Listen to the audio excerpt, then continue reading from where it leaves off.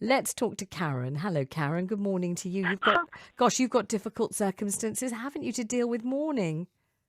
Good morning. Life's kind of busy with my girls, I might say.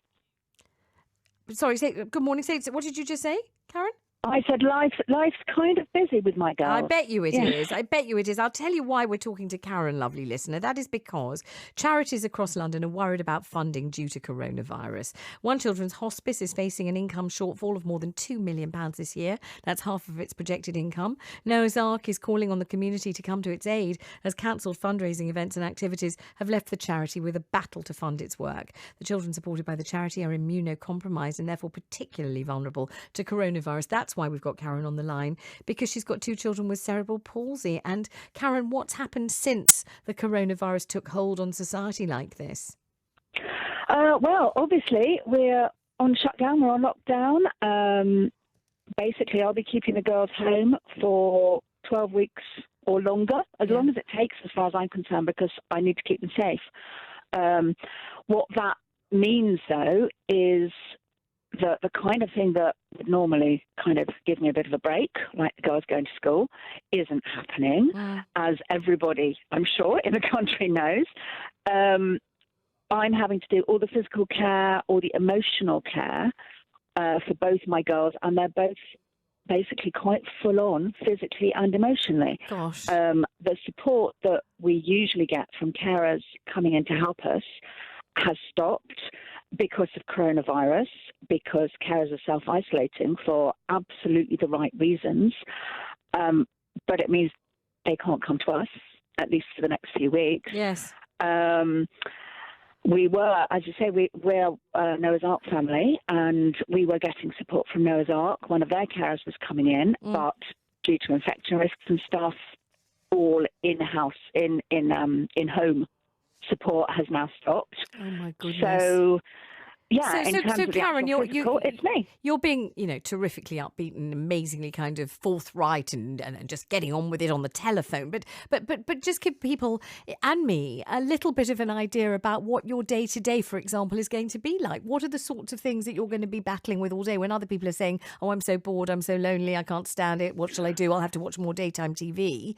And I feel very sorry for them too. No, tell me what you're doing all day. What will you be doing today? Well, today, okay, so about an hour ago, I started the day with Nix's medications. I then had to get Addy up. Both the girls are physically dependent on me. Right. Nix is 12, Addy's 9. Yeah. So they're not, if you like, if you think in terms of the amount of dependency that your average baby or toddler would have, right, that's pretty much my girls in a physical sense. Okay. Except they're the size of average 9-year-old and average 12-year-old. Yes. So physically physical, heavy and care is absolutely, it's hard work. Yes. So I had to get Nix out of bed, put her pain medication patches on, her TENS machine because she has chronic pain. So position all of that, position her into a sling to then be able to hoist her out of bed because there's no way that I can lift her. I had to do get Addy out of bed.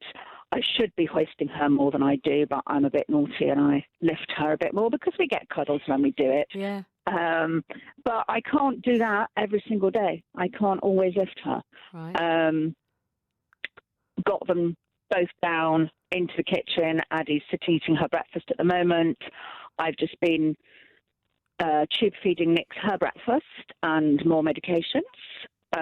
When we're off the phone to you, we'll finish off the breakfasts and start doing toileting, showers, all of the normal stuff that any family has to do, except I have to do it for the girls. All right. I mean, you can be honest about this. I mean, you really can. How are you feeling at the prospect of that level of physical, arduous, exhausting, and also lonely in many ways? I know you have the girls for company, but in terms of adult conversation and anybody that you can really, offload to, and how is that prospect feeling at this point? And I don't mean to bring you to your knees on the radio, but just it must be so frightening big. for you, I Yeah, suppose. it's big. It's worrying. I kind of joke with people and say I'm running on adrenaline and chocolate at the moment, Right. which actually doesn't do me much good for the physical side of things because the more weight I put on, obviously, the more difficult it is. But you have to carry on. I am hugely lucky because I do have support. My neighbours are doing shopping for me and stuff like that. Various charities that support us are phoning in and checking on us. But in a way, sometimes that makes it even harder because while you're on the phone to someone, somebody else needs the toilet, somebody else is crying and needs medication, and you're even more split. Listen, Karen, I thank you for making time in what is obviously a heavily overloaded day to talk to us. And I would say, you can phone us just as a human. You don't have to phone as a representative of anything. If you want to, yeah, you can. If you want to chat, if you feel like it, please do, because we know we're here every day and we'd love to talk to you again. And it doesn't have to be about that. It can be about anything you want. Listen, lovely to talk to you. Thank you so much. Maybe when the girls are back in school, I'll have more time. Whenever you like, honestly. Thank you. A pleasure. That's Karen, a single mum, 2 children with cerebral palsy, and Noah's Ark was her lifeline. Joining us on the programme, Sophie Andrews OBE, the Chief Executive of Noah's Ark, which is a children's hospice. Oh my gosh, Sophie, you must have that story, but repeated several times with all your different parents and families. Absolutely. Good morning. Morning. Oh dear. Yeah. We need to get back into Karen's house as soon as possible. Yeah. I spoke to her yesterday. It's just heartbreaking. Like you say, she represents one of over 300 families that we support, and we're in a terrible position at the moment where, as you say, half our funding is now lost because of events being cancelled, and our fundraising team more or less wiped out because their ability to fundraise is just they've just been paralysed. A third of our staff are now on the government retention scheme. And every week we'll be looking at, potentially more staff going onto that. So at a time when the NHS need us, we're your local London hospice. I'm sure, Vanessa. Yes, I do know that. Yes. Yeah, we cover north, northwest, central London at a time we're needed most. Our staff haven't got the testing, so we don't want to pose risk to Karen and her children by going into their houses if we haven't got the testing. But without the funding, we're losing the staff at the time we needed most. So it's just an urgent appeal, really, to your listeners to reach out. So what you want is donations us. of money, is what you want, cash. We do. Right. And tell me how people can. How can people do that? So if you go onto our website, the easiest way, so www.noahsarkhospice.org.uk.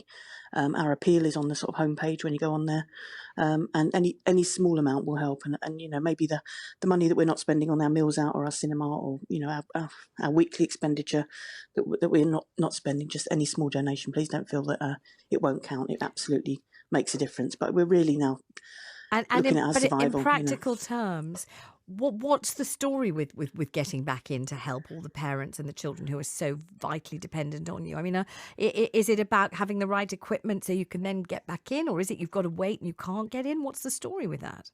It's a real mixture. So it's in some cases it's the PPE. We've been waiting every week we have a delivery, but it's not really adequate.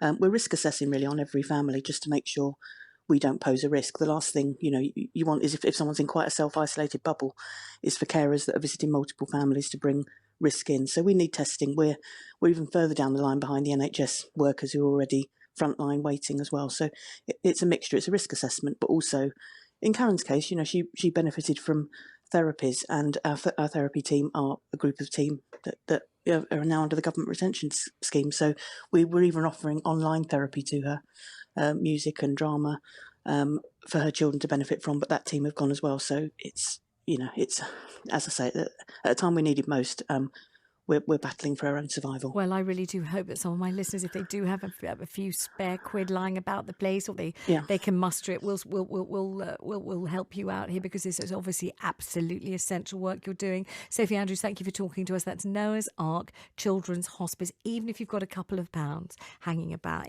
I know things are very rough and very tough, and I know that everybody's thinking, well, gosh, I might have enough money for the next few weeks, but what about after that? I'm not sure. I know you're not sure, but maybe you feel you could spare maybe a £5 driver or something like that. I've certainly just got in touch with my family to say, listen, because they are local to us, and just to say, come on, let's shell out a few quid for this one, because my gosh, if you listen to Karen's life and what she's got to go through every day, I mean, that just hammers home, doesn't it? How vitally important these charities are to people's daily existence. It's, gosh, I mean, I don't want to preach at you. I'm not telling everyone what to do, but you can't hear that stuff and not feel something about it, can you? Anyway, what we'll do now is we'll go to Make a Difference, and then we'll come straight back.